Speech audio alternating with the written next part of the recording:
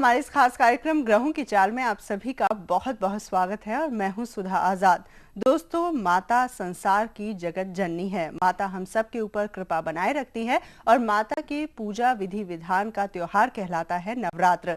और आज है नवरात्र का छठा दिन, जिसमें की जाती है माता के कात्यायनी स्वरूप की पूजा अर्चना। इस बारे में और ज्यादा बातचीत करने के लिए इस वक्त हमारे साथ स्टूडियो में मौजूद ज्योतिष अलंकार एस की शर्मा जी, बहुत बहुत स्वागत है कार्यक्रम में आपका। तो गुरु जी, आपसे जानना चाहेंगे माता के इस स्वरूप का क्या महत्व होता है? माता कात्यायनी नव दुर्गा में दुर्गा जी का स्वरूप है। कात्यायनी नाम इसलिए पड़ा है कि कात्यायनी ऋषि के यहाँ ये बचपन में रहीं। बहुत से पुराणों में वर्णन मिलता है कि कात्यायनी ऋषि की पुत्री के रूप में इन्होंने जन्म लिया। हाँ जी। 4 भुजाओं वाली हैं, शेर पर सवार हैं ये, और देवी के 9 स्वरूप में इनका छठा स्वरूप है ये। इनकी पूजा करने से सारे मनोवांछित फलों की प्राप्ति होती है।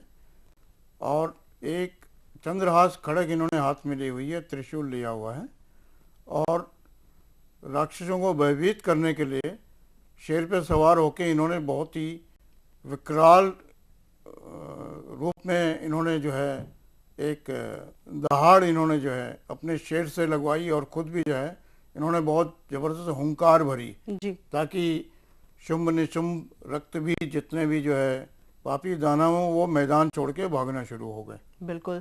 तो भक्तों के लिए तो अगर देवी के स्वरूप की बात करें तो हमेशा से ही वो प्रिय होता है, लेकिन राक्षसों की अगर बात करें तो उनका संहार करने के लिए माता इस प्रकार का स्वरूप धारण करती है। और अब गुरु जी से ये जान लेते हैं कि माता के स्वरूप के लिए क्या कोई मंत्रोच्चारण है गुरु जी?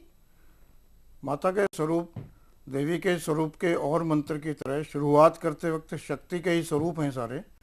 तो शक्ति की उपासना करने के बाद कात्यायनी माँ का मंत्र बोलना चाहिए जी। शक्ति की उपासना में, जैसे कि मैंने पहले बताया, नमो देवी सर्वभूतेषु शक्ति रूपेण संस्थिता, नमस्तस्यै नमस्तस्यै नमस्तस्यै नमो नमः। इसके अतिरिक्त दूसरा मंत्र बोल सकते हैं, नमो देवी सर्वभूतेषु दुर्गा रूपेण संस्थिता, नमस्तस्यै नमस्तस्यै नमस्तस्यै नमो नमः। उसके बाद कात्यायनी स्वरूप को बोलें। उसका मंत्र है ओम नमो माँ कात्यायनी सर्व मनोवांछित फल प्रदायिनी नमो नमः जी। इसको बोलने के बाद में, जैसे कि पहले विधान बताया था, चौकोर पाटे पर 2 बाई 2 फीट का पाटा हो, चौकी जिसको बोलते हैं, उस पर लाल वस्त्र और पीले वस्त्र बिछा के जी, जो कि आपने जटा हटाने के बाद नारियल रखा हुआ है तिलक करके, गणेश जी को सुपारी के रूप में स्थापित किया हुआ है, चंदन का हल्दी का तिलक लगाएं, साथ में लाल रोली जो होती है उसका भी तिलक लगाएं, सिंदूर लगा सकते हैं।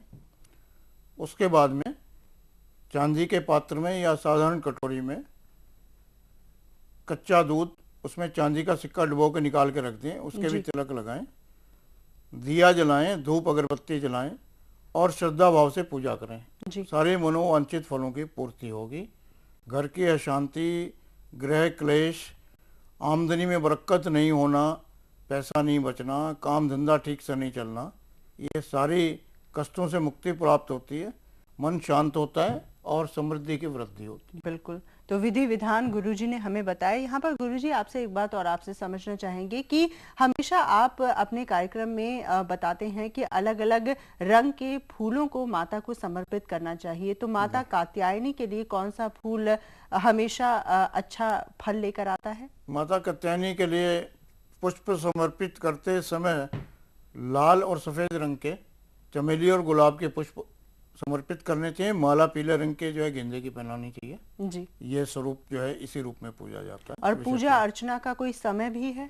समय का जैसे कि मैंने बताया, समय सूर्योदय के बाद कभी पूजा कर सकते हैं, रात्रि में भी कर सकते हैं, शाम को सूर्यास्त के आधे घंटे पहले से आधे घंटे बाद तक उस समय के बीच भी कर सकते हैं, रात्रि के 10 बजे भी कर सकते हैं, सुबह 11:42 से 12:12 के बीच में भी कर सकते हैं, अभिजीत मुहूर्त जब होता है जी, सूर्योदय के समय तुरंत बाद में भी कर सकते हैं। किसी भी समय पूजा की जा सकती है। भगवान को श्रद्धा भक्ति से मतलब होता है, समय का कोई इतना महत्व नहीं होता। बिल्कुल। और फल फूल की बात अगर आपसे जानना चाहें, फूल के बारे में आपने हमें बताया, कोई ऐसा फल है जो कि माता को अति प्रिय है? माता को फलों का प्रसाद चढ़ाने के तौर पे आप जो है पतासे रख सकते हैं, जी।